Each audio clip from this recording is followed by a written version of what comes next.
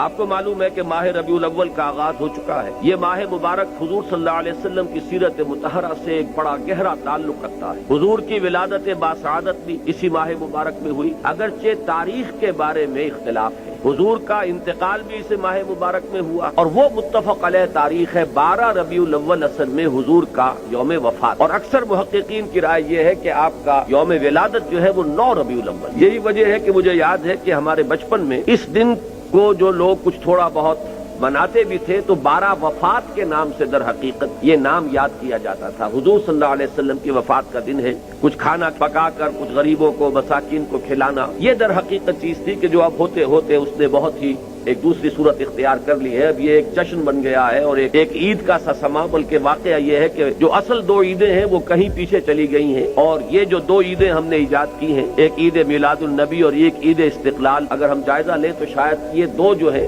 یہ زیادہ four ground میں آ چکی ہیں۔ لیکن یہ کہ جہاں تک آپ کی ولادت اور آپ کے وفات کا اس ماہ مبارک میں ہونا ہے وہ ثابت ہے۔ حضور کا ورود مدینہ منورہ میں بھی ماہ ربیع الاول میں ہوا ہے۔ اس پہلو سے اگر اس ماہ مبارک میں ہم سیرت النبی کے مطالعے کا ایک خاص موضوع رکھیں، کسی تاریخ کے تعین کے بغیر اس مہینے کی مناسبت سے سیرت مطہرہ پر گفتگویں ہوں، غور و فکر ہو، اور اس میں بھی عملی پہلو سامنے ہو، اتباع کا جذبہ، سمجھنا سمجھانا اس لیے ہو کہ اس پر عمل کرنا ہے، تو یقیناً یہ چیز ہمارے لیے بہت مفید ہوگی اور ہمارے بہت سے امراض کا شاید اس سے مداوع ہو سکے۔